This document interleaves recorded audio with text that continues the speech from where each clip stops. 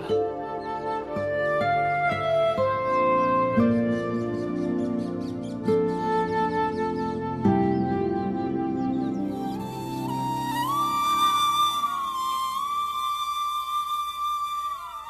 तुम्ही समद्यांनी चहा घ्या, मी भीमाला दूध देऊन येतो.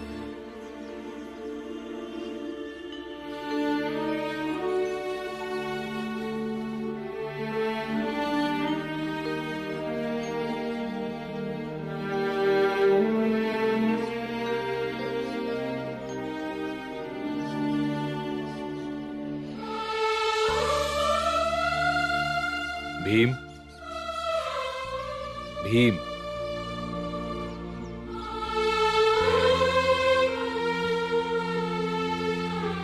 ते बाबा रात्री आईची आठवण येत होती म्हणून काढून टाक. नाही, राहू दे.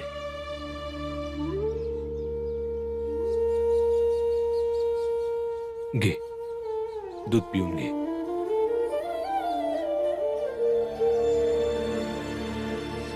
हा, आता एक गोष्ट सांग भीम.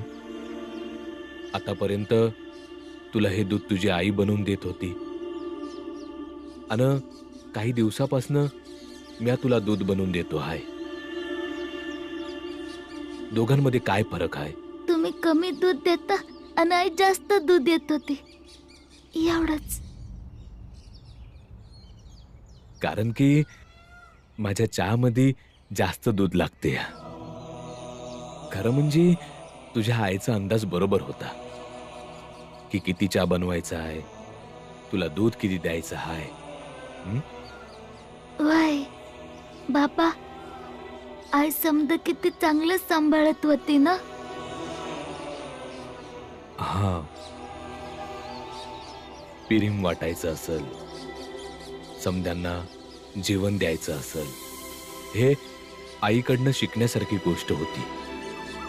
आयुष्यात आपल्यासनी वास्तव आणि कल्पनांमध्ये बरोबर फरक करायला आला पाहिजे. बाबा, मला काय बी समजलं नाही. समजावतो. ही तुझी आई आहे, तुझ्या कल्पनांमधली आई. आयुष्यात हे बी गरजेचं आहे.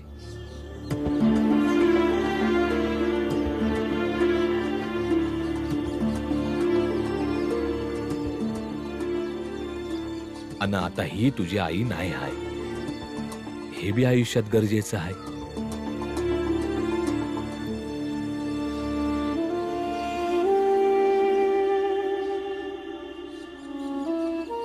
दूध पिऊन घे.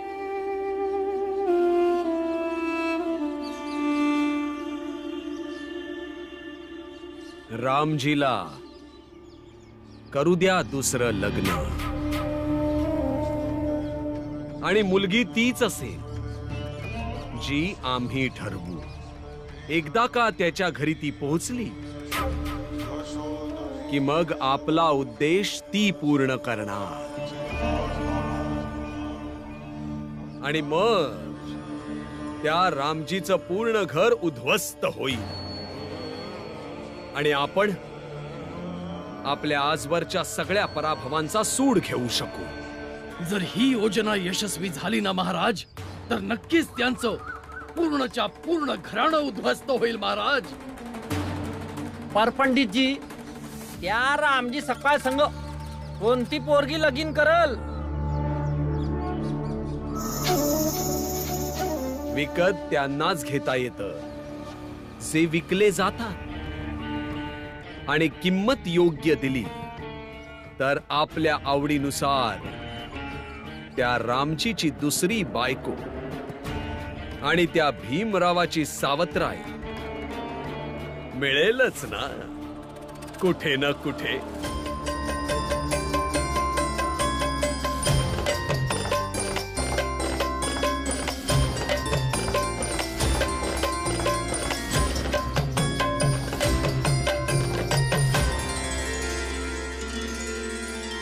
रामजीसाठी एक चांगले सोयरे घेऊन गेलो होतो, पर काय झालं, रामजीनं वरडून वरडून हाकलून लावलं. काका, आता तुम्हीच समजावा आता त्याला आपल्या पद्धतीनं, म्हणजे रामजीच्या आयुष्यात एक चांगली बाई येईल ज्यामुळे त्याचं, भीमरावचं आणि समद्या कुटुंबाचं भलं होईल. बरोबर बोलताय.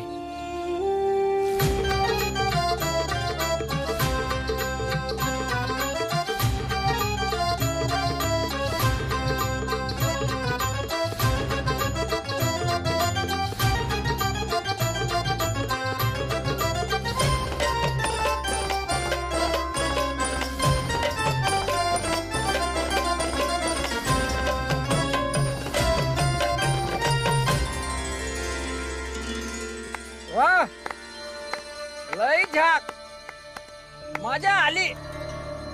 चांगलं नृत्य करतेस तू. चुकीच्या वेळेला आलात शेठजी. सांच्याला या ना. का? कारण दिसभर रियाज आणि सांच्याला तमाशा असतोय. आता जा. आजपासून ते संध्याकाळी कुठलाच तमाशा होणार नाही, कारण आजपासून हिचे इथले सगळे कार्यक्रम बंद. का? कुणाच्या बापात दम आहे जो आमासनी रोखल? शेठजी, इसरू नका. आमच्याकडे येणार राज महाराज बी आमचं गुणगान गात्यात. हिचे हेच नखरे आम्हाला खूप आवडतात. देवाणघेवाण करण्यासाठी आलो होता का?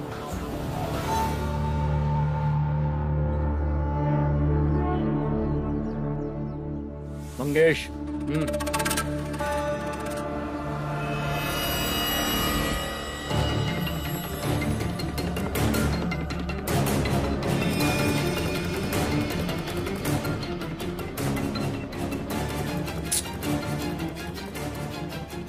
अक्का ये घ्या.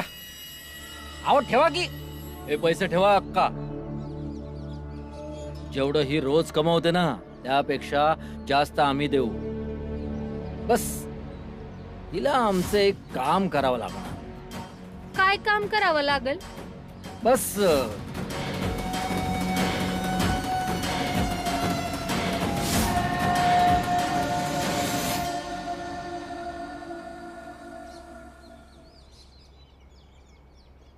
खाऊन घे बाळा. नाही खायचं मला. समजत नाही का तुला? खा ना बाळा. रागवून काय मिळणार आहे? खाऊ देणार तर खाईल ना. जेव्हा पाहावं तेव्हा टोकतच असते. हे नको करू, ते नको करू. जसं माझं मन होईल तसंच मी करल. तू असं का बोलतोयस तुझ्या आई संग? तुम्हाला नको शिकू की कसं बोलायचं असतं. जा, तुझं काम कर जा. जर तू व्यवस्थित वागणार नाहीस तर मग मी शिकवणार तुला. कारण ज्यांना आई नसते तेच चांगल्या प्रकारे सांगू शकतात आईचं काय महत्व असतं आयुष्यात. आईच्या वरडण्यामध्ये प्रेम असतं. आई जेव्हा काही समजवते, थांबवते, ते नेहमी आपल्या चांगल्यासाठीच असतं. ज्ञान नको देऊ मला. जा इथून. तुझं काम कर जा. ज्ञान देत नाही आहे, फक्त आई विना जगण्यामध्ये किती त्रास आहे हे सांगतोय. आणि आता जेव्हा माझ्याकडे आई नाही आहे तेव्हा वाटतं का आई विना जगण्यामध्ये लय त्रास आहे. जर मला ठाव असतं ना तर मी आई संग असं कधीच बोललो नसतो. तिच्याशी कधीच भांडलो नसतो. तिला कधी बी त्रास दिला नसता.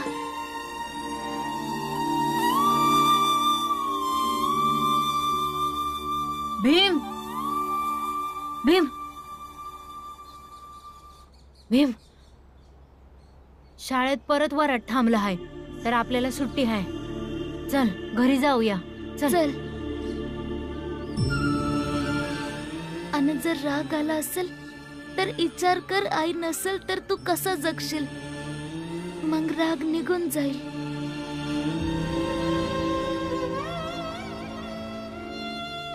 बिचाऱ्याची आई गेली ना म्हणून असं बोलतोय तो. तेव्हा कधी कुणापासून कुणाची आई हिरावून घेऊ नको. आई मला खरंच माफ कर. आता पुढं मी कधीच नाही वरडणार तुझ्यावर. कधीच नाही त्रास देणार तुला.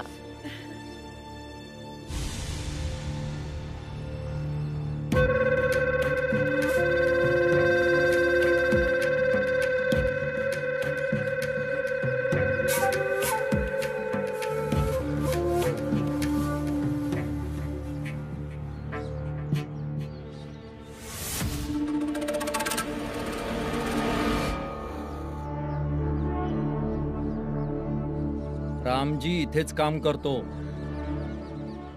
इथूनच तू तुझं काम सुरू कर.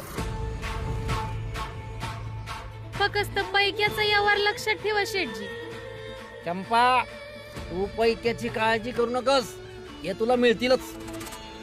तू बस तुझ्या कामावर लक्ष दे.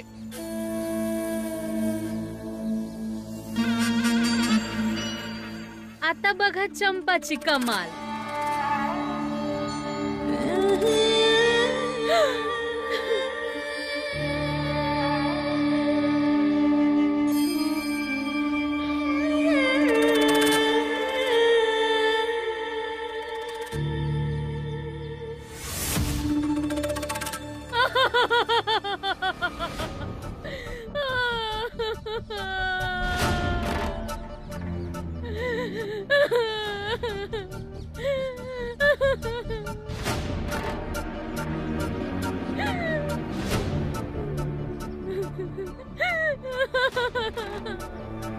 काय झालं?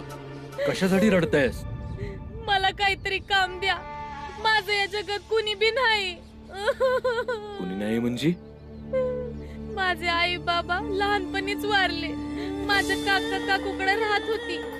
त्यांनी मला युकायला काढलं होतं, तर तिथून ती पळाली. खाण्या राहण्यासाठी काय बी नाही आहे. इकडं तिकडं भटकून काम मागत आहे. 2 वेळेच्या भाकरीसाठी हिंडत आहे. पण इथे काहीच काम नाहीये. काय काम करू शकतेस तू? काय बी झाडू लादी काय बी करीन, नाही तर मी कुठे हिंडत फिरू.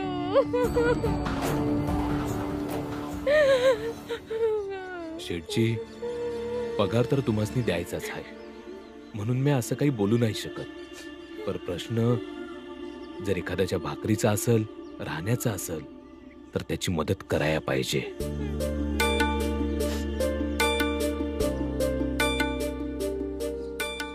ठीक आहे रामजी, आजपासून तुझं काम ही बाई करेल.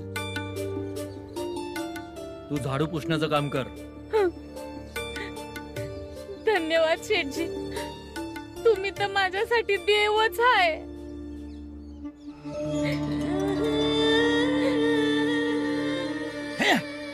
जमलं शेठजी. अर्ध काम तर झालंय आणि अर्ध काम ही चंपा करल. एक वेळा काम झालं ना, मग त्यो भीमराव त्या कुटुंबाच्या जोरावर उडत होता ना, ते कुटुंबच इकुरल्या जाईल बघा. चला शेठजी. आभार मानायची काही गरज नाही. तुम्ही तुमचं काम मन लावून करा, समजा काही ठीक होईल. रामजी, आजपासून तू हिशोब राखण्याचं काम कर. तुला ओळखायला माझी चूकच झाली. तुझ्यावर विश्वास नाही करू तर कोणावर करू, जो स्वतःपेक्षा जास्त दुसऱ्यांच्या सुखदुःखाची काळजी करतो.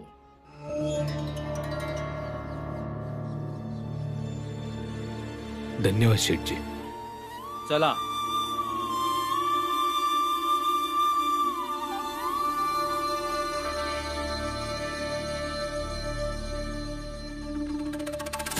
शेठ बरोबर बोलत आहे की तुला स्वतःपेक्षा दुसऱ्याच्या सुखदुःखाची जास्त काळजी आहे. मी आधी माझं काम लई मन लावून करीन, कारण त्याबद्दल पैक मिळणार आहे. आता तू माझी काळजी घे आणि मी तुझी. तवर जवळ तू समद गमावणार नाहीस आणि म्या माला माल होणार नाही.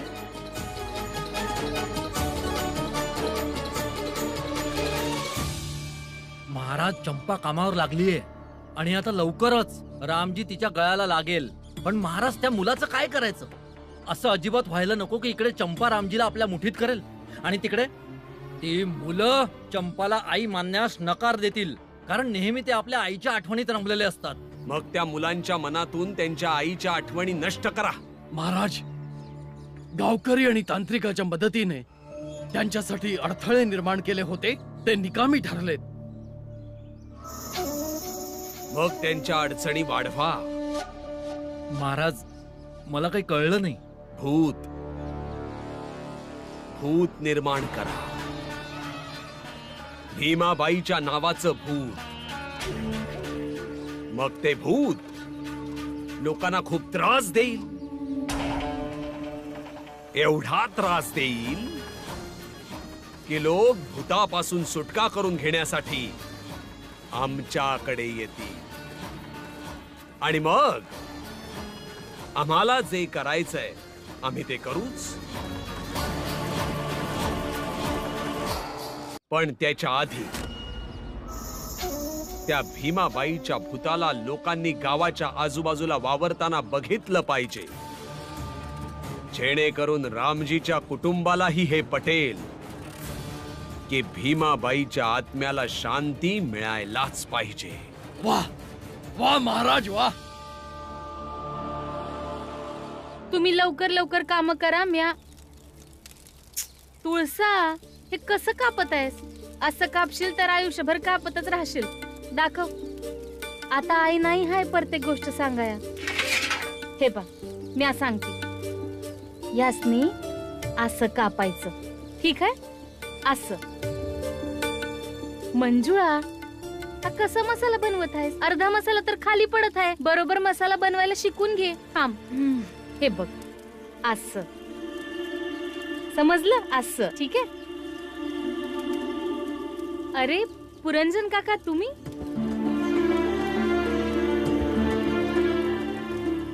काका असे काळजीत का दिसत आहात काका? काय झालं? पोरी, ते तुझ्या सासूची तब्येत लई खराब आहे. तर तुझ्या सासऱ्यांनी बातमी धाडली आहे की गंगाबाईला लवकरात लवकर इथं पाठवून द्या. पण म्या यासनी सोडून कशी जाऊ शकती? मला समजत आहे, पर गंगा, इथला आम्ही समजे बघू. तिथं तुझी पोरं एकटी आहेत आणि ते घर सांभाळणार तुझ्याशिवाय कुणी बी नाही.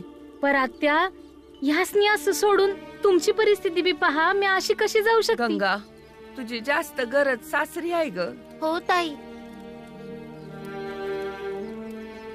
मी चांगला तऱ्हेनं मसाला बनवणं शिकल आणि तुळसाबी लवकर लवकर भाजी कापायला शिकल. तू इथली काळजी नग करू. तू लवकर सासरी चालली जा. होय ताई. पर आत्या, बाबा बाळा त्यासनी भेटल्याशिवाय कसं जाऊ शकते म्या? आम्ही सांगू बाबासनी. तिथे समजा ठीक झालं का तू ये परत. आनंद, भीम, तुम्ही दोघं साळत नाही इतक्या लवकर कशा आला? तिथं परत कुणाचं तरी वरड थांबलंय म्हणून. आनंद, जा गंगा ताईला गाडीत बसवून ये बाळा. वय ठीक आहे ताई, तू लवकर तयारी कर. जा.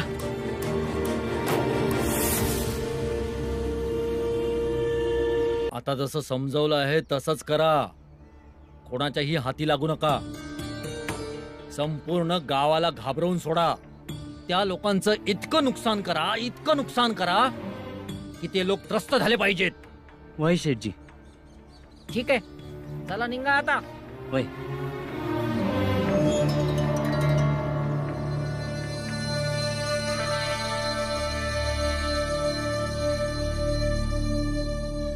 बरं झालं की गंगा सासरी निघून गेली. बाबा, गंगा ताई तर जाता जाता बी हेच म्हणत होती, कधी लवकर परत येईल. नाही, तिनं आपल्या सासरी राहावं. मी इकडचं पाहून घेईन. बस तुम्ही लोकांनी माझी थोडी थोडी मदत केली तर मी घरचं समद काम करू शकतो. भाऊ, म्या बी लय चुकीच्या वेळेला जखमी झाली. जर म्या बरी असते ना तर कुणाला बी काय बी करायला दिलं नसतं. मीरा, जोपर्यंत तू पूर्णपणे ठीक नाही होत तोपर्यंत आराम कर.